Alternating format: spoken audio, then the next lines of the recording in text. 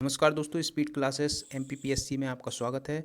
आज हम सॉल्व करने वाले हैं एमपीपीएससी 2019 पेपर 2 का भाग 3। पहले 2 भाग में करवा चुका हूं क्वेश्चन नंबर 32 तक। तो आज शुरू करेंगे क्वेश्चन नंबर 33 से। तो शुरू करते हैं 33 क्वेश्चन।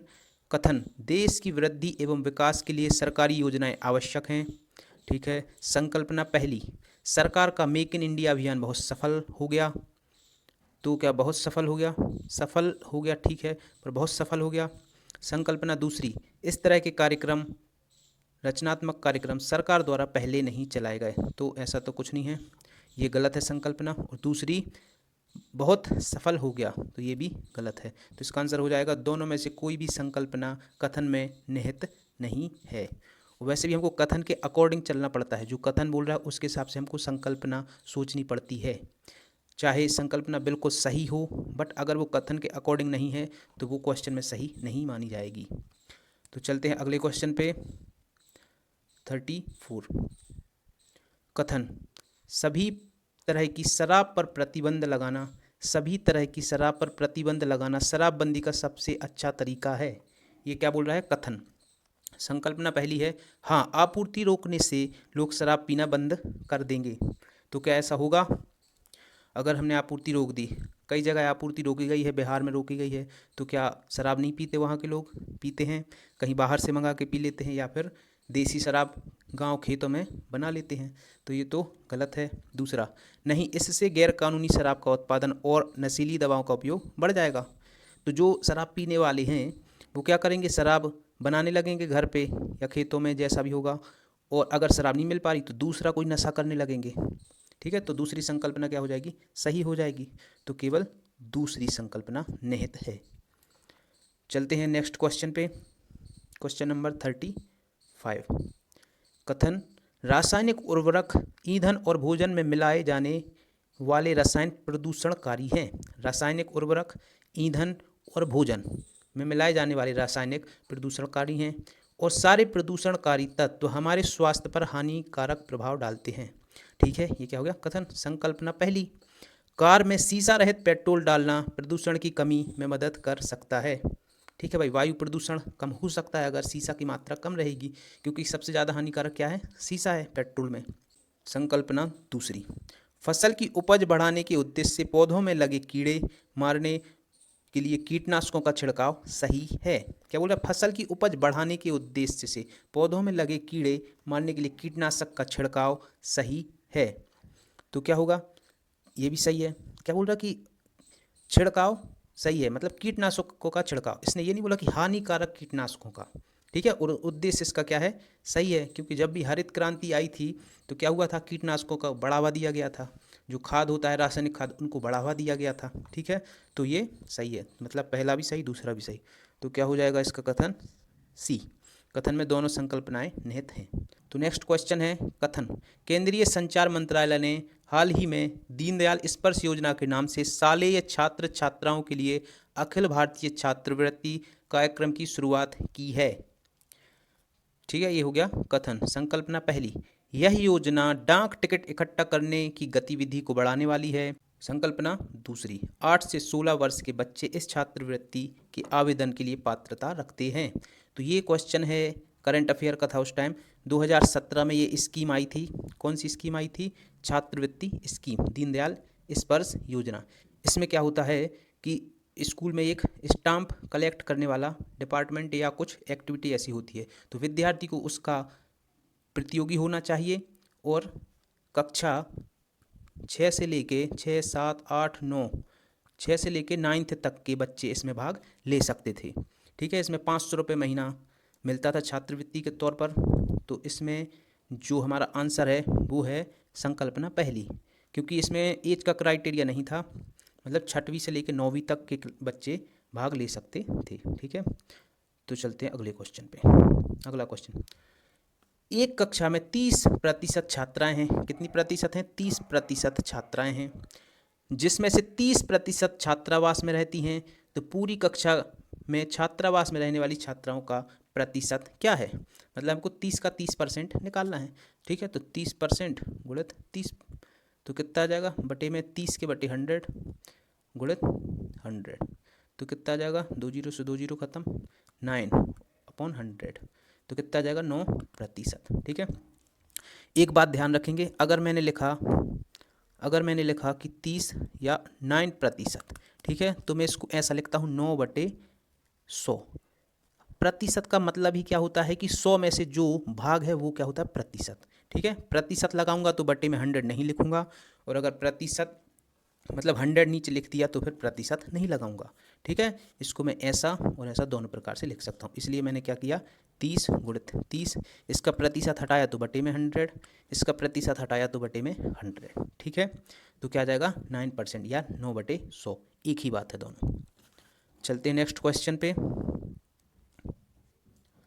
अगला क्वेश्चन है, निम्नलिखित शब्द की सही लंब रूप दर्पण छवि की पहचान करें।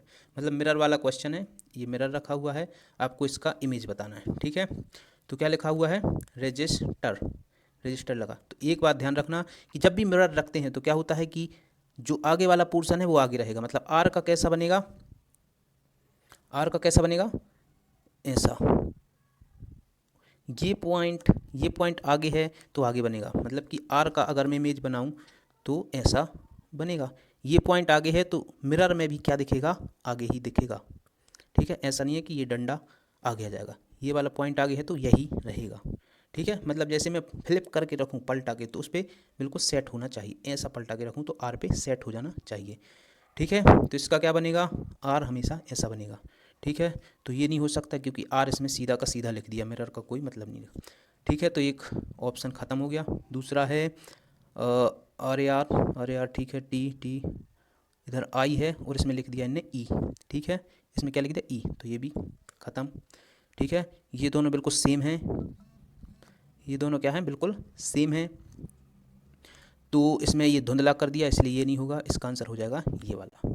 ठीक है दोस्तों, चलते हैं नेक्स्ट क्वेश्चन पे।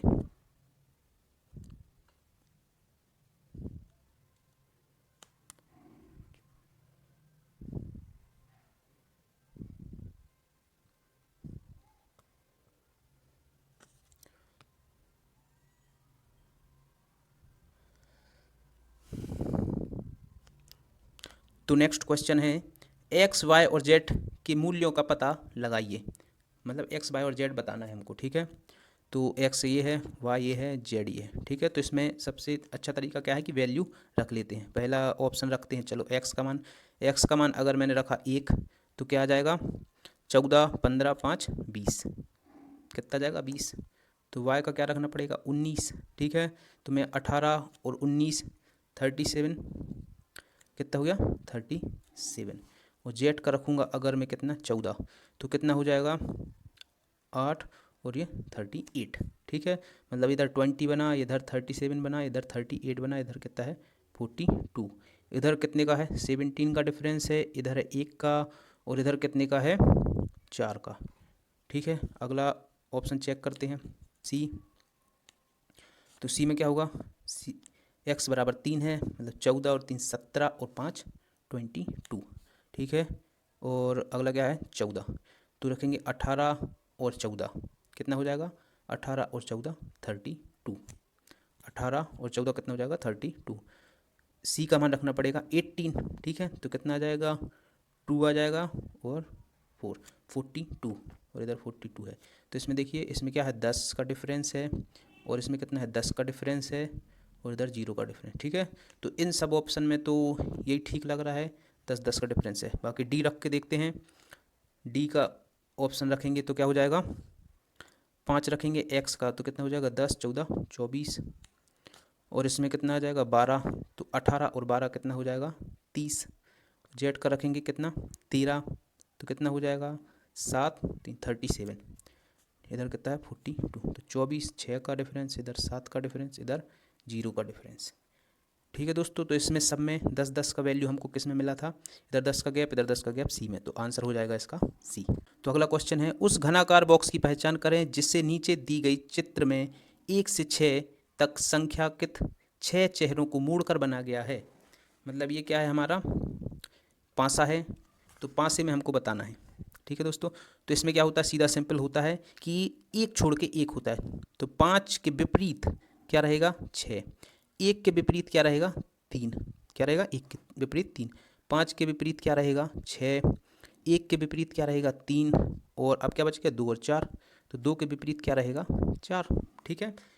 इसका एक फंडा है कि आपको विपरीत कभी भी नहीं देखेंगे। एक साथ आपको पासे में 3 अंक दिख सकते हैं मैक्सिमम। 6 दिख रहा है, 4 दिख रहा है, 5 दिख रहा है। ठीक है। अगर 5 दिख रहा है तो 5 के विपरीत जो रहेगा वो बिल्कुल पीछे रहेगा उसके। तो आप या तो 5 देख पाएंगे या फिर उसका विपरीत। कभी भी ऐसा नहीं होगा कि आपको 5 दिख रहा है और उसके विपरीत वाला भी दिख रहा है। अगर 5 दिख रहा तो उसके विपरीत क्या है? 6। 6 कभी भी नहीं दिखेगा। तो चेक कर लेते हैं ऑप्शन से। इसमें 5 दिख रहा, 6 दिख रहा, दोनों दिख रहे, ये दोनों क्या है? विपरीत। विपरीत नहीं देख सकते, ये आंसर नहीं हो सकता। इसमें 1 दिख रहा, 2 दिख रहा, ठीक है, 6 दिख रहा, 6 दिख रहा तो 5 नहीं दिख रहा, 2 दिख रहा तो 4 नहीं दिख रहा, 1 दिख रहा तो 3 नहीं दिख रहा। आंसर हो जाएगा ये वाला। और चेक कर लेते हैं, इसमें क्या है? 2 दिख रहा और 4 दिख रहा, ये नहीं हो सकता। इसमें क्या दिख रहा है? 1 दिख रहा और 3 दिख रहा, इसलिए ये नहीं हो सकता। 41, जब एक पासे को 4 बार फेंका जाता है तो निम्नलिखित परिणाम उत्पन्न होते हैं। एक ही पासा है, उसको 4 बार फेंका गया तो 4 अलग अलग नंबर्स आए। पासे में एस अक्षर वाले चेहरे के विपरीत निम्नलिखित में कौन सा अक्षर होगा? मतलब विपरीत बताना है। ठीक है। तो अभी मैंने जो समझाया था वो इसमें भी लागू होगा। ठीक है। तो हमको किसका बताना है? एस का। तो एस इधर है और कहाँ है? एस और कहीं नहीं है। आर इधर है, आर इधर है, आर इधर है। तो आर का चेक कर लेते। तो आर के विपरीत कौन नहीं हो सकता? तो जो आर के साथ दिख रहे हैं वो नहीं हो सकते। मतलब यू कभी नहीं हो सकता आर के विपरीत, पी कभी नहीं हो सकता, यू नहीं हो सकता, पी नहीं हो सकता। आर के साथ क्या दिख रहा? क्यू नहीं हो सकता। और आर के साथ क्या नहीं हो सकता? टी कभी नहीं हो सकता। टी नहीं हो सकता, मतलब यू, पी, क्यू और टी नहीं हो सकते। तो आर के विपरीत कौन सा बच गया? ये बच गया एस। तो आर के विपरीत कौन सा होगा? एस। तो एस के विपरीत कौन सा होगा? आर। तो आंसर हो जाएगा आर। और चेक कर लेते हैं, अगर हमको टी का चेक करना है मान लो, तो टी के साथ देख लेते।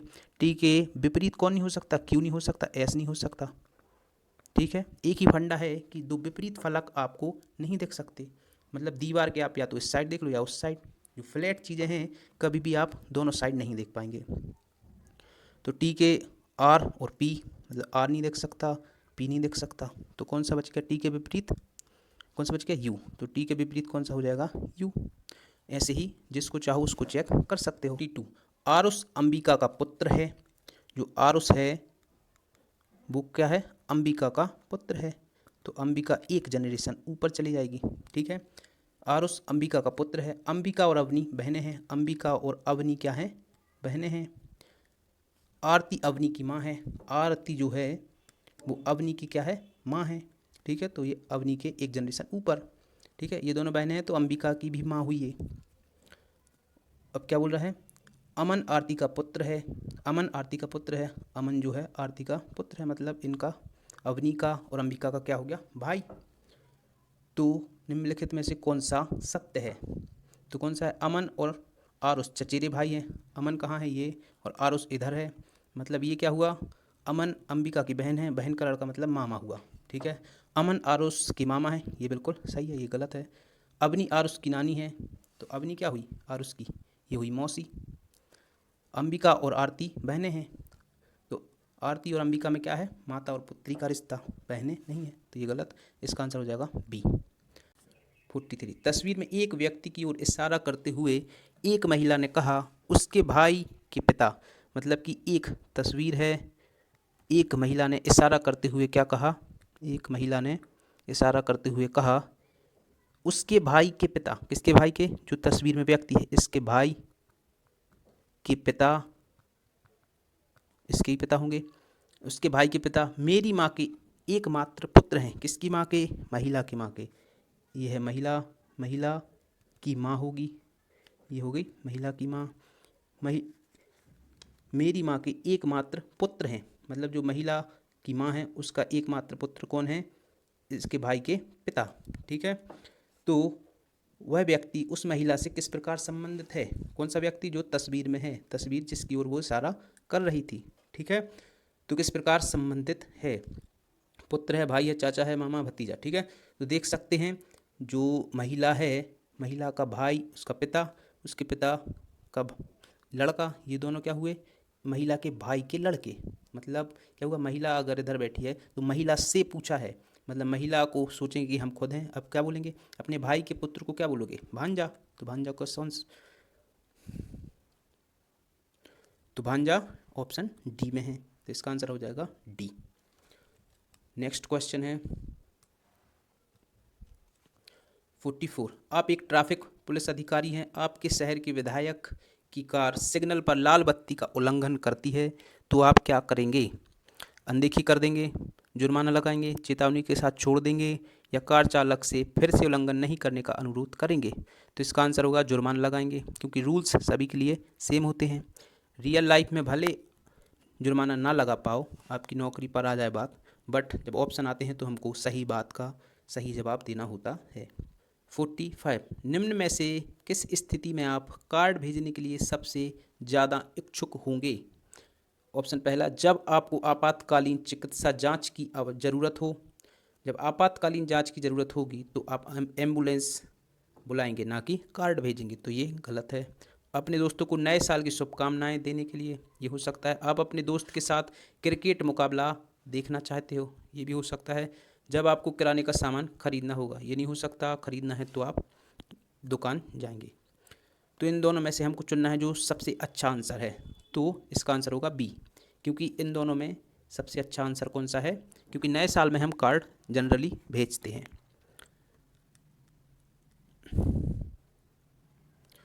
46। एक व्यक्ति जो अन्य लोगों से दूर रहना पसंद करता है उसे क्या कह सकते हैं? वैरागी कहते हैं, अकेला कहते हैं, तपस्वी, या कोई नहीं। तो तपस्वी किसको कहते हैं? जो अकेला रहे पर वो तपस्या कर रहा हो। तपस्या कहीं नहीं लिखा, तो ये नहीं होगा। अकेला, अकेला बोल सकते हैं, बट ये दूर रहना पसंद कर रहा है। अकेले लोग जनरली अकेले होते हैं, वो दूर रहना पसंद नहीं करते, पर वो अकेले हो जाते हैं, तो अकेला नहीं होगा। तो इसको क्या बोलेंगे? वैरागी, क्योंकि ये अपनी इच्छा से, पसंद से अकेला रह रहा है। 47। पर्यावरण पर किसी व्यक्ति या समुदाय के प्रभाव को प्राकृतिक संसाधनों के उपयोग के लिए आवश्यक भूमि की मात्रा के तौर पर व्यक्त किया जाए तो क्या कहा जाता है? पर्यावरण में असंतुलन, जलवायु परिवर्तन, ग्लोबल वार्मिंग, या पारिस्थितिकीय पदचिन्ह। तो इसको बोलते हैं पारिस्थितिकीय पदचिन्ह, इकोलॉजिकल फुटप्रिंट बोला जाता है इसको। ठीक है, ग्लोबल वार्मिंग जो वातावरण का तापमान में वृद्धि हो रही है उसको क्या बोलते हैं? Global warming. जलवायु परिवर्तन सभी जानते हैं, जो लंबे समय तक जो मौसम में परिवर्तन होता है। ठीक है, तो इसका आंसर हो जाएगा डी। 48। भारत में रोजगार की स्थिति को सुधारने के लिए वर्तमान शिक्षा प्रणाली की कायापलट करनी होगी। ये क्या है? कथन। संकल्पना पहली, एक व्यक्ति उचित आजीविका कमाने में सक्षम होगा। तो ये संकल्पना बन सकती है। कायापलट करने से ये कोई निश्चित नहीं है कि आजीविका कमाने में सक्षम होगा, क्योंकि कभी अगर 100 बच्चे पढ़ रहे हैं तो 100, ऐसा नहीं है कि 100 को नौकरी लग जाए या 100 सफल ही हो जाएं। ठीक है। दूसरा है, युवा मन में शिक्षा का अर्थ स्पष्ट हो जाएगा। ठीक है, तो स्पष्ट तो अभी भी है, कायापलट करने से ज़रूरी नहीं है। तो इसका आंसर हो जाएगा दोनों में से कोई भी संकल्पना कथन में प्रभावशाली नहीं होगी। 49। कथन, अधिकांश नौकरी नियुक्ति में 1 या 2 साल की परिवीक्षा अवधि होती है। परिवीक्षा अवधि मतलब प्रोबेशन पीरियड, जो 1 या साल या 2 साल के लिए रखा जाता है प्रोबेशन पे, उसी को बोलते हैं। संकल्पना पहली, नियुक्ति के समय उम्मीदवार की क्षमताओं को पूरी तरह से आंकना मुश्किल है। ठीक है, जब हमने सिलेक्शन किया तो ज़रूरी नहीं है कि जो उसने परफॉर्मेंस इंटरव्यू में दी है काम भी उतना अच्छा करे, इसलिए क्या होता है कि 1 साल का प्रोबेशन पीरियड रखा जाता है, तो ये सही है। दूसरा है, लोग परीक्षा अवधि के दौरान अपनी अधिकतम क्षमता को प्रदर्शित करने का प्रयास करते हैं। अब कोई प्रोबेशन पीरियड 1 दिन 1 हफ्ते का तो नहीं है, 1 या 2 साल का होता है, जिसमें अच्छा बुरा सब चेक हो जाता। ठीक है, तो अधिकतम कब तक करेंगे? तो ये गलत, पहला संकल्पना ठीक है। 50। कथन है, सरकार बुलेट ट्रेन शुरू करना चाहती है। तो संकल्पना पहली है, बड़ी संख्या में रेल यात्रियों द्वारा बुलेट ट्रेन का उपयोग करने की उम्मीद है। ठीक है, बड़ी संख्या में उम्मीद है इसलिए तो शुरू कर रही है, सही है। बहुत से लोग हवाई यात्रा की बजाय बुलेट ट्रेन से यात्रा करना पसंद करते हैं या करेंगे। ठीक है, तो ये भी सही है, क्योंकि बहुत सारे लोग होते हैं जिनको फ़्लाइट में डर लगता है या किसी कारण से महंगा किराया होने के कारण नहीं जा पाते, तो क्या करेंगे? बुलेट ट्रेन से सफ़र करेंगे। दोनों सही हैं। 51। निम्नलिखित अभिव्यक्ति का सरलीकृत मान क्या है। सरलीकरण का क्वेश्चन है। तो जब भी इस प्रकार का क्वेश्चन आए तो हमको क्या करना है, नीचे से सॉल्व करना है। पहले इतना हिस्सा, फिर इतना, फिर इतना, फिर पूरा। ठीक है, तो पहले इतना हिस्सा करते हैं। 3 + 1/3 इक्वल टू क्या होगा, लघुत्तम 3, 3 × 9 और 1 10/3। कितना जाएगा, 10/3। यह जाएगा 10/3।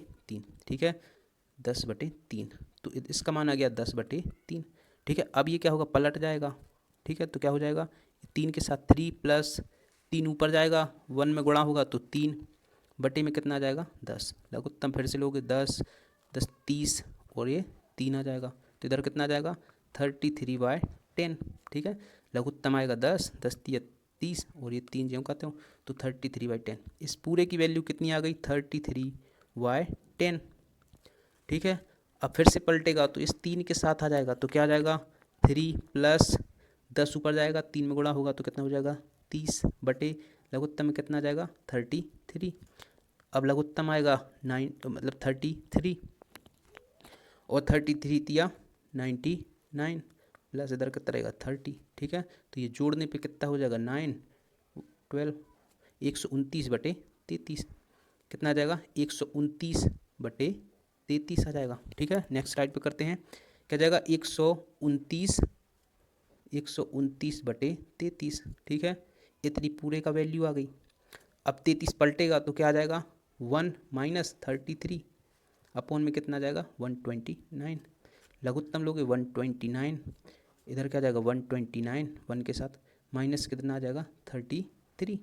ठीक है, घटा दोगे तो कितना बचेगा 6 और 96 और इधर का 129। ठीक है, 3 से काट दोगे तो क्या आ जाएगा 3 और इधर 2 तो इतना कितना जाएगा 32। इधर कितना जाएगा 4 और 3 32/43 आंसर डी। ठीक है, तो इन क्वेश्चन में हमेशा नीचे से सॉल्व करते हैं, पलटते जाते हैं तो बहुत आसानी से हो जाता है। क्वेश्चन 52 से 56 ये लेखांश के हैं, आप पढ़ेंगे तो अपने आप बन जाएंगे। ठीक है, नहीं बने तो आप कमेंट कीजिएगा, मैं करवा दूंगा। 57 आपके संगठन में केवल कर्मचारियों और उनके परिवारों के लिए एक प्रसिद्ध गायक के संगीत कार्यक्रम का आयोजन किया जा रहा है। मतलब केवल कर्मचारियों को और उनके परिवारों को। आपका एक दोस्त उस गायक का प्रशंसक है, मतलब उसका फ़ैन है, और आपको अपने परिवार के सदस्य के रूप में ले जाने का अनुरोध करता है। मतलब बोलता है कि साथ में ले चलो, आप बोल देना कि ये हमारा परिवार का व्यक्ति है। तो आप क्या करेंगे, आप अपने दोस्त से कहेंगे कि यह कार्यक्रम केवल परिवार के सदस्यों के लिए है और वह इसमें शामिल नहीं हो सकते। दूसरा, आप अपने दोस्त को परिवार का सदस्य के रूप में ले जाएंगे और उपकृत करेंगे, मतलब झूठ बोलेंगे। आप किसी दूसरे बहाने के द्वारा अपने मित्र को ले जाने से बचेंगे, कुछ भी बहाना बना देंगे। ऑप्शन डी, अनुग्रह मांगने के कारण आप अपने मित्र से बात नहीं करेंगे, ये गलत है। और बहाना बनाएंगे, ये भी गलत है। सबसे अच्छा आंसर है ए। ठीक है, आपका मित्र है तो वो समझेगा। 58 आपने वेबसाइट से एक टीवी खरीदा। ऐसा होता है कि पैकिंग खोलते समय टीवी गिर जाता है। आप पैकिंग खोल रहे थे और टीवी गिर जाता है और क्षतिग्रस्त हो जाता है। आपको बहुत ज़्यादा वित्तीय नुकसान उठाना पड़ता है, आपका नुकसान हो जाता है। तो आप क्या करेंगे, पहला ऑप्शन, पैसे वापसी का दावा करेंगे, जैसे कि टीवी क्षतिग्रस्त रूप में प्राप्त हुआ था।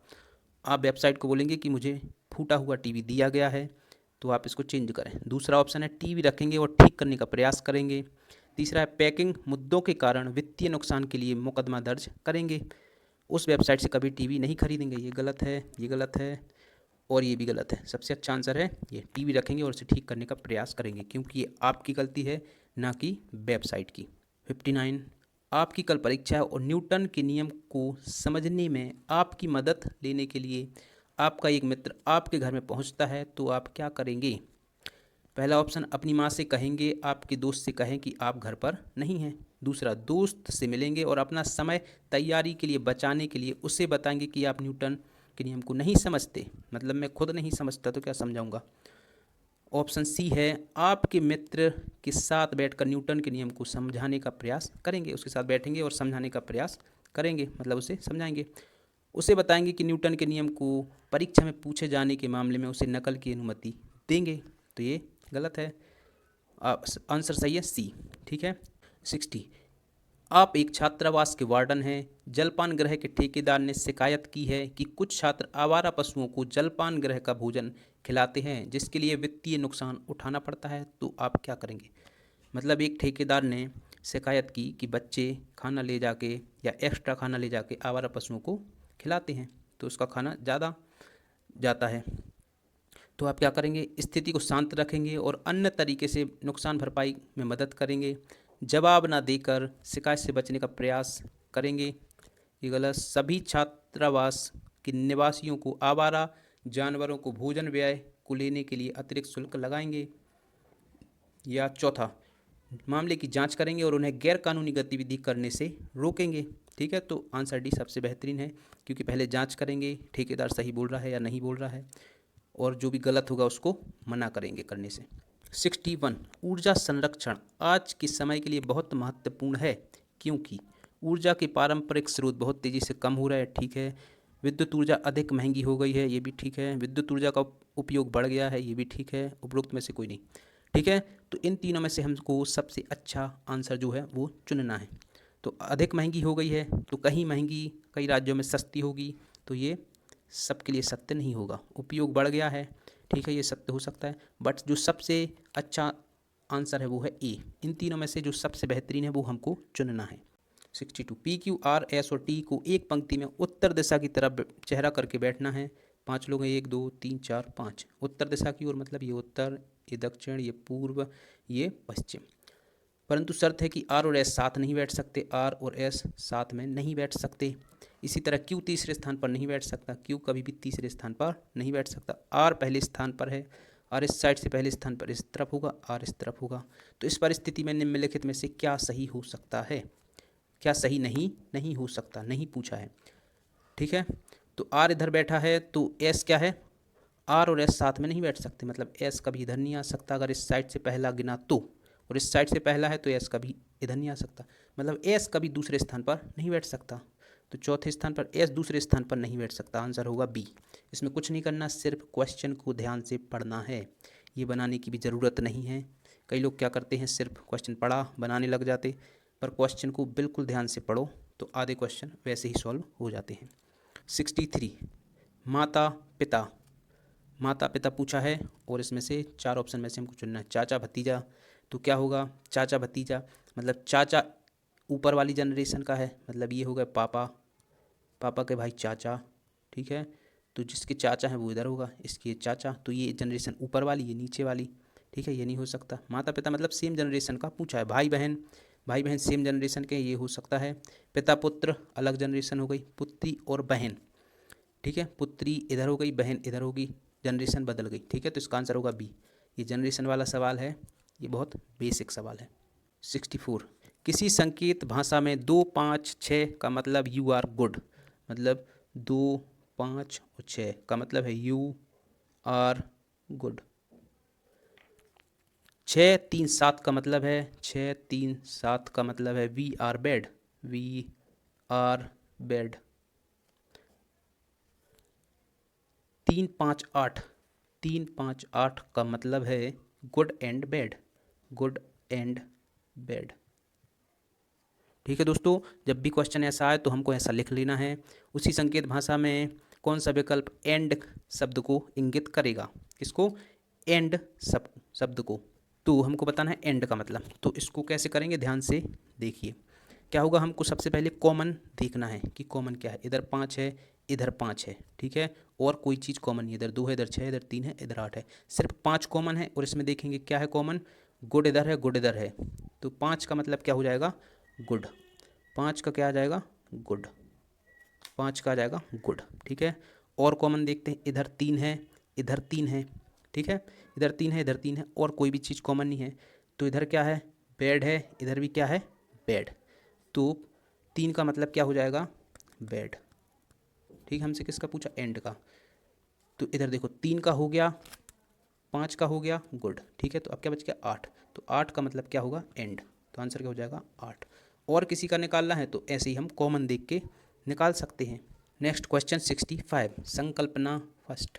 संध्या ने 7.5 लीटर, 7 सही 1/2 मतलब 7.5 लीटर तेल खरीदा। इसमें से 5 सही 3/4, मतलब इसको बोल सकते हैं 5.25 लीटर तेल का उपयोग कर लिया, और इसमें बचा कितना, 1 सही 1/3, मतलब 1.33, मतलब 1.25 लीटर से थोड़ा सा ज़्यादा। ठीक है, तो ऐसा है क्या, तो 7.5, और अगर इसको 5.25 को मैं 6 भी मान लूँ तो कितना बचेगा, 7.5 में से 6 गए तो कितना बचेगा, 1.5, कितना बच जाएगा, 1.5 लीटर, और थोड़ा सा और 25 और, मतलब 1.75 बचना चाहिए। पर ये क्या बोल रहे हैं, ये तो 1.25 से थोड़ा ज़्यादा है, 1.5 से कम है, और होना चाहिए 1.75, मतलब ये गलत है। ठीक है, पहली संकल्पना गलत। दूसरी संकल्पना है, अर्जुन ने एक किताब का 3/5 हिस्सा पढ़ा, 3/5 हिस्सा पढ़ा, इसका मतलब होता है, ये होता है जो नीचे वाली संख्या, ये होती है कुल, और ये जो होती है जो उपयोग कर ली। मतलब हमको अगर 10 में से 7 या 9, 10 में से 9 नंबर मिले टेस्ट में, तो हम ऐसा लिखते कि नहीं लिखते। ठीक है, मतलब कुल टोटल जो होता है वो हमेशा नीचे लिखा जाता है। क्या लिखा जाता है, टोटल नीचे। ठीक है, तो 5 पेज में से 3 पढ़ लिए, अगर ऐसा बोलें तो भी ठीक है। अर्जुन ने एक किताब का हिस्सा, मतलब 3/5 हिस्सा पढ़ा, उसने देखा कि उस किताब में 80 पेज पढ़ना शेष है, तो 5 में से 3 पढ़ लिए, कितने बच्चे, 2, 2 की वैल्यू एक कितना दे रहा है, 80, तो हमको बताना है कुल पेज की संख्या कितनी है, 200। 200 है क्या, अगर 200 होगी तो ये सही हो जाएगा। ठीक है, तो 2 का मतलब 80 है अगर, तो हमको कुल कितने पेज थे, 5। ठीक है, तो 1 का मतलब कितना हो जाएगा, 40। ठीक है, 1 का मतलब 40, तो 5 का मतलब 5 का यहाँ गुणा करो, 5 का यहाँ गुणा करो। ठीक है, तो कितना आ जाएगा, 200। ठीक है, 5 का वैल्यू कितना आ जाएगा, 200। तो ये वाली दूसरी संकल्पना सही है, पहली गलत। ठीक है दोस्तों, तो आज के लिए काफ़ी है, मिलते हैं नेक्स्ट वीडियो में। सब्सक्राइब कर लें, बेल आइकॉन को दबा लें, जिससे क्या हो कि एक आपका पढ़ाई का फ्लो बना रहे। कम से कम एक वीडियो मैं रोज़ डालता हूँ, जिससे आपकी पढ़ाई का फ्लो लगातार बना रहे। Thank you.